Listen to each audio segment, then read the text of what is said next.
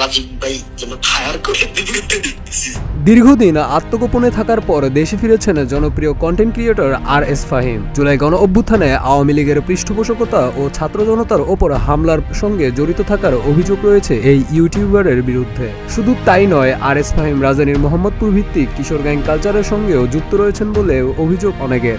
সব পুলিশ কইলাম তো ভাই বিপদে বইরা আছি। এদিকে তার দেশে আসার খবরে সামাজিক যোগাযোগ মাধ্যমে নানা আলোচনা সমালোচনা শুরু হয়েছে। বিষয়টি মঙ্গলবার স্বরাষ্ট্রমন্ত্রী সালাউদ্দিন আহমেদের নজরে আনেন এক সাংবাদিক। তবে RS ফাহিমের দেশে আসা নিয়ে অবগত নন বলে জানান স্বরাষ্ট্রমন্ত্রী। কি করবো, আমি দেশের বাইরে নাম।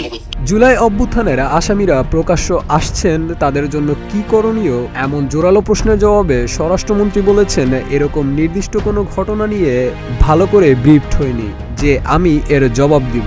লিখিত জানালে তদন্ত করে ডিপার্টমেন্টকে ব্যবস্থা নেওয়ার কথা বলতে পারবো, এটি আমার নজরে নেই। এরকম স্পেসিফিক কোনো ঘটনা নিয়ে আমি তো এখনো ওয়েল ব্রিফড হই নাই যে এটার জবাব দেব।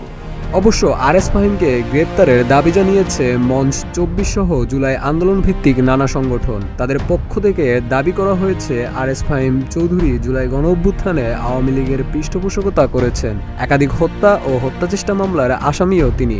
তো এটা আমার মনে হয় আমাকে জানালে একটু লিখিত আমি এটা তদন্ত করে ডিপার্টমেন্টকে ব্যবস্থা নেওয়ার কথা বলতে পারবো, এটা আমার নজরে নাই।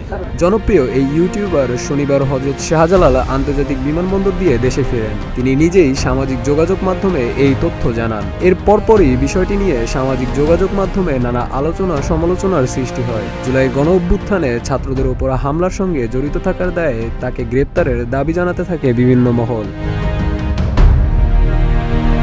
শাহরিয়ার হোসেন সৌরভ, প্রতিদিনের বাংলাদেশ।